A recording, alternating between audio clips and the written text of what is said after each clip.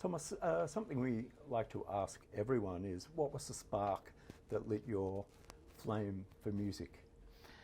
Well, actually, I was a brave listener to music before I was playing, and at a young age, I was exposed to great music from my father's side. My father was working at a university, and he took me to his students, and the students were listening to kind of the Rolling Stones and even blues music. My father was more into classical music, so the music we had in our house was not the music that impressed me. But when we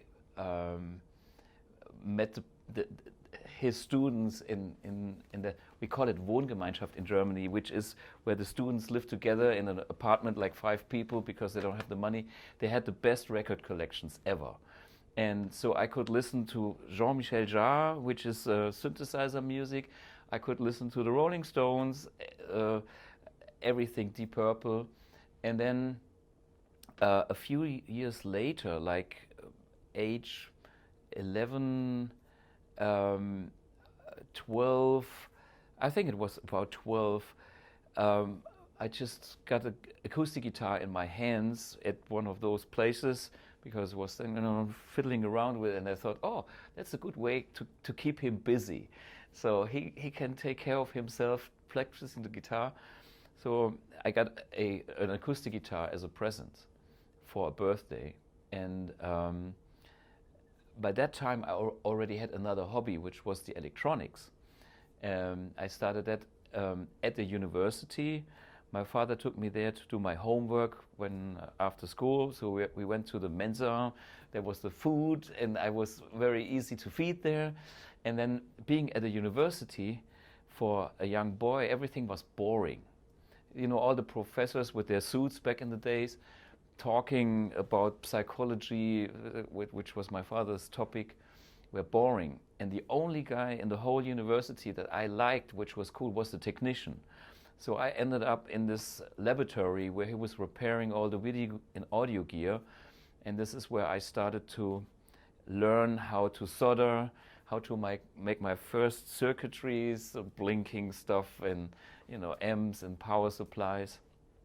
But so I had this kind of acoustic guitar sitting at home, and I had all this kind of electrical music in my head, Deep Purple and stuff. And then I tried to make an amplifier for my nylon string acoustic guitar. I bought a pickup, and I found out from scratch the whole system is not really working the way it should. I started with a feedback problem. I learned the hard way. This is not the way to go. And so I bought myself an electric guitar. And that very moment, I had the click that the fascination was all there. I could connect with what I heard before and what I could experience being self-taught at that age, just trying to figure out what I heard on those records. And that was fascinating so much. I ended up playing the whole afternoon and enjoyed it so much. You got quite a bit of success with your band. You opened for Michael Jackson to tens of thousands of people. 120,000 people on a German tour back in 1997, I think it was. The Tank tour. I just remember Michael Jackson being on the stage with tanks.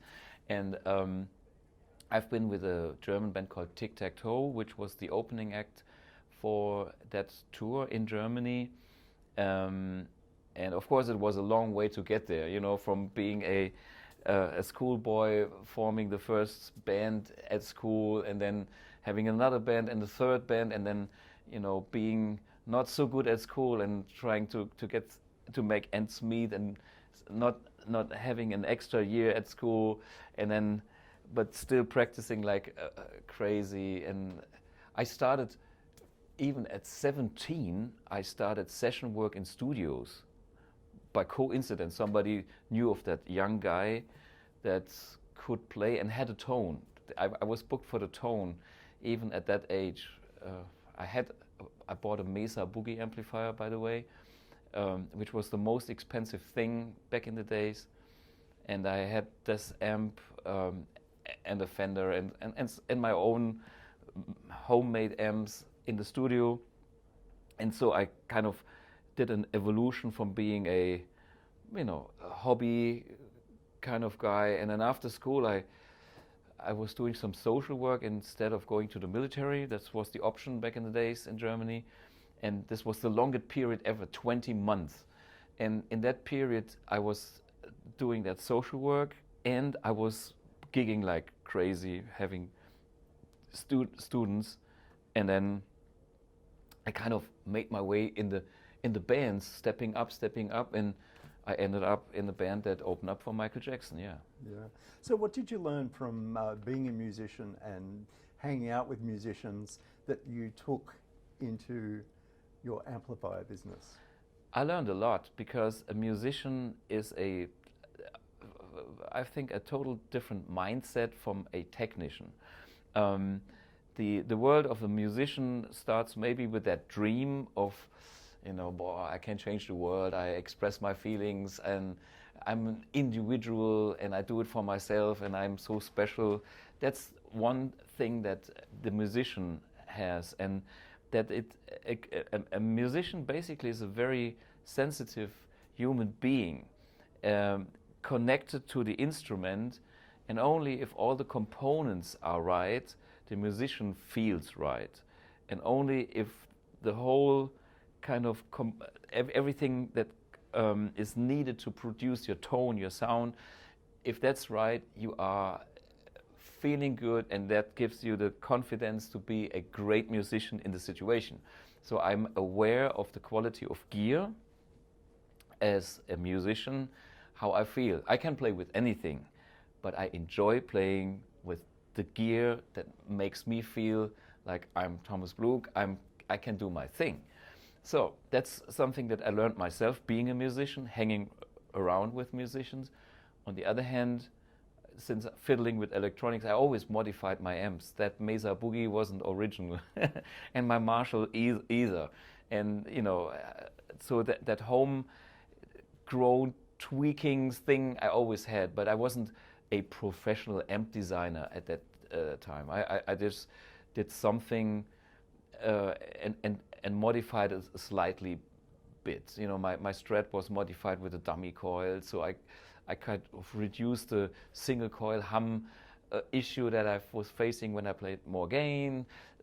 I had that kind of understanding of the technology a little bit, so I could do my little tweaks to max out my instrument and my amps and my pedals and stuff like that. 27 years of using Kettner. Oh yeah. That must have been very important. Of course, yeah, and I really enjoyed using Kettner. Like, I got hired as a demo guy. My first job was actually flying to the US, and at that time they couldn't even tell if I was able to speak English because nobody did in the company. And I finished school with my paper saying this guy did fine in English, so they trusted me.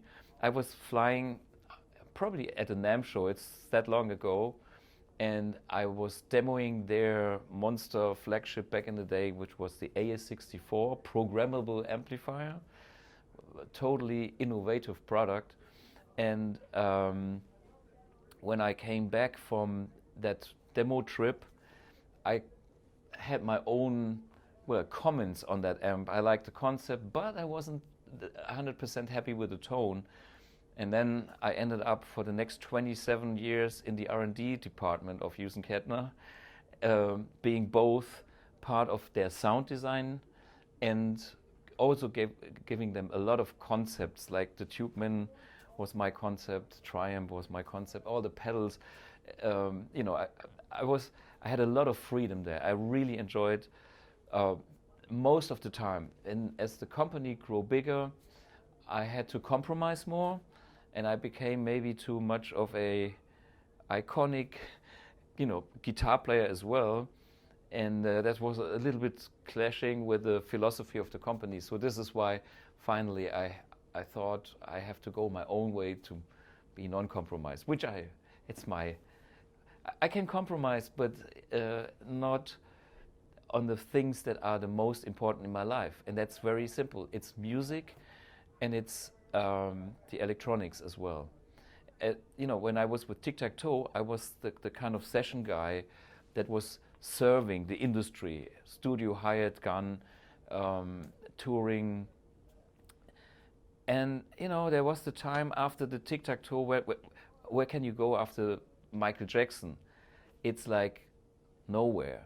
And I was kind of refocusing at that time, thinking I probably should start to care more about my own music, about my own bands, and what I am as an artist myself. So that's what's the first thing I've done when I stepped out of the musicians side industry. And then like 10 years later, I decided to do my own thing as a brand too. So that's, for me, it's a logical progression in my evolution as a human being in my life. Phase 1, phase 2, phase 3. So the first product was the Bluguitar Amp 1. Yeah. Why did you develop that product? Well, it is a very logical progression of what I experienced in the past with Yusen Kettner and my homemade stuff from the very beginning. When I've been on tour with Tic Tac Toe, I had a backliner. The guy came to my living room. I just showed him my beautiful 13 tubes loaded, 25 kilogram heavy tube amp, and the half stack 4x12, heavy as it can be. And after stepping out that industry, taking care of my own music, I didn't have that backliner anymore. The audience wasn't the audience of Michael Jackson, and the budgets were shrinking a lot. So what I was doing is, like, I had my 4x12, I was lugging this around myself into my car and in all that stuff, and it's no fun. So with all that experience of designing tube amps, transistor amps, modeling amps, I thought I go all analog. I'm not a digital guy, even though I work for Steinberg as well.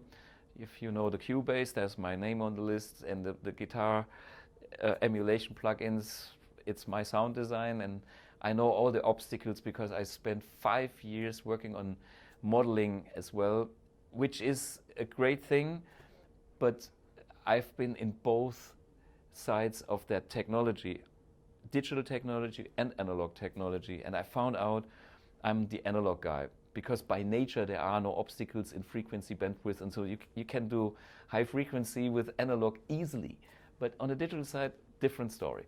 Anyway, so I'm convinced audio is best on the analog side, which doesn't mean there is nothing possible on the digital side, but it's, I chose that path. And the second thing is I wanted to reduce size and weight, because 25 kilograms is one thing.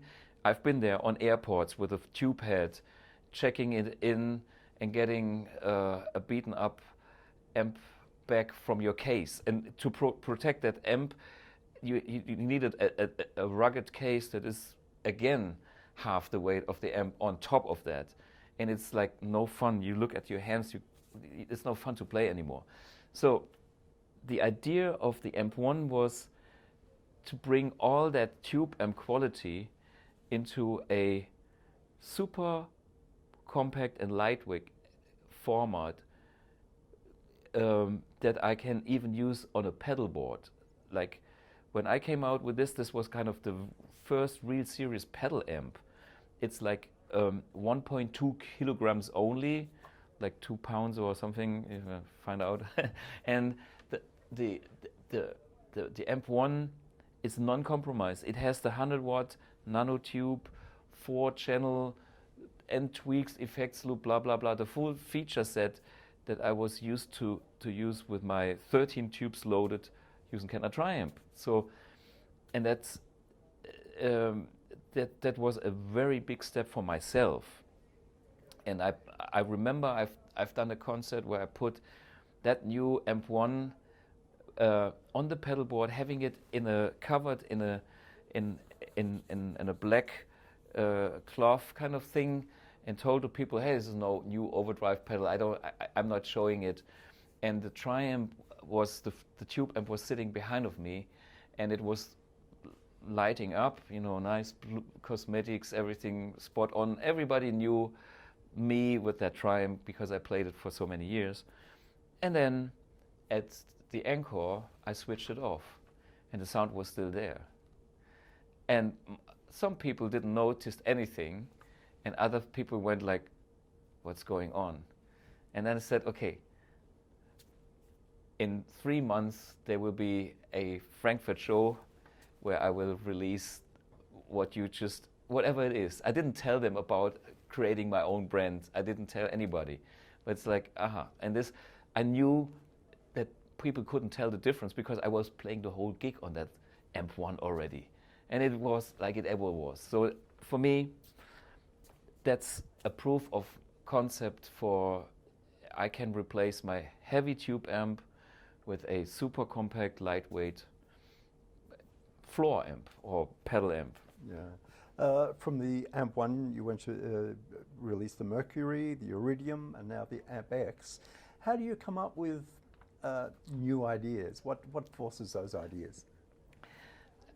For me, ideas are a disease. When I wake up in the morning, I have so many ideas. My life is too short to take care of all these ideas. It's because, you know, I'm living in this bubble, in my own bubble, and I live in this world with my other musician friends, and we talk, and I know all the stories about their problems. I do have customers, I have friends, I have artists, I have a lot of things, and that kind of is all working in my head when I sleep. When I wake up in the morning, it's like I have ideas for, an amp like that should look like that, should do that. My company is not big enough to get these products out there. So I have to focus on only the very few most important ideas and scrap all the rest of them.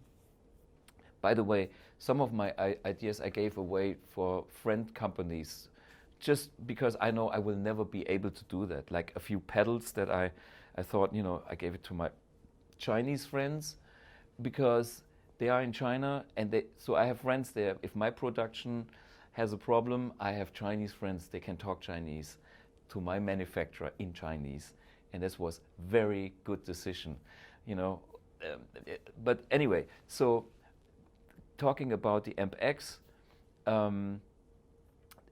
it is the next level, because when you look at the Amp 1, you know, Mercury and Iridium, I think I had the feeling after doing these two amps, I've been to the classic vintage tones, to the classic rock tones, anything 70s, 80s, 90s, and with the Iridium I even covered, you know, the modern metal territory, which is not my musical style, but it was a challenge for myself to be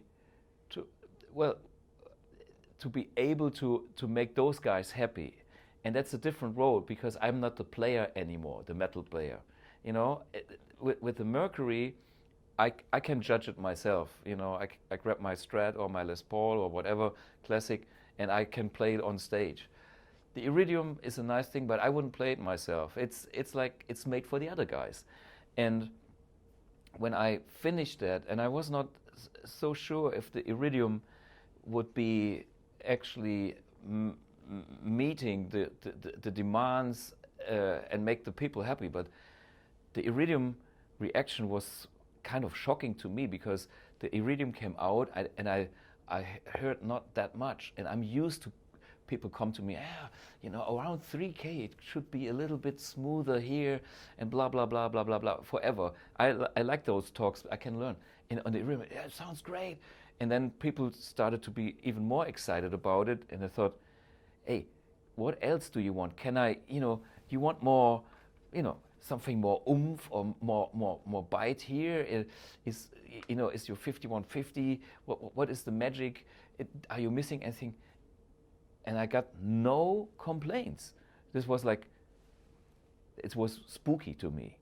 But hey, as time goes by, I learned I must have done that right. Okay, so if I can build amps for myself and for other people, from like jazz to metal and anything in between, why not doing an all analog amplifier that is doing all the sounds? And my first attempt to the what is now the X would be the Amp 2, which actually existed, would be the combination of the two and some effects built in, like classic things like, oh, there's a delay and there's a reverb and a chorus and, you know, stuff that you would know. And then I had this kind of idea for the Amp 2, and then thinking about the whole thing, I saw, you know, the digital side is doing beautiful stuff with updates in a way. And then I thought, man, it would be great to tweak this concept to even the next level. What I learned from the digital guys, they have a platform, and on that platform they can load in whatever, their JCM 800 or GTM 45 Marshall or that particular blah blah blah and Fender blah, you know, the amps that they love. And I thought, oh, if I could do this, I could have my own private collection of amps in one amp. And then I thought, okay, how to approach this? I need to think a little bit different, not have a circuitry that creates one sound with the components as they are chosen to voice the amp away. So I have to redesign the circuits in a way that I can make them flexible, but still having the same signal path like on the classic tube amps, but make every stage so flexible that it can be anything. And in the combination of all these stages, I can reproduce any amp that I've seen. And it's spooky, but it works. You know, at the beginning you think, wow, that's big, but you have to have a big vision. But with like 40 years of experience and being there, I thought, you know, that's something. What if I'm not doing it? Who else? So, and that came to the of Amp X. Then I had the idea of this amp can be updated to get any amp, my own creation, future creation, and I thought it's killer. I can do my own sound design without a stuttering.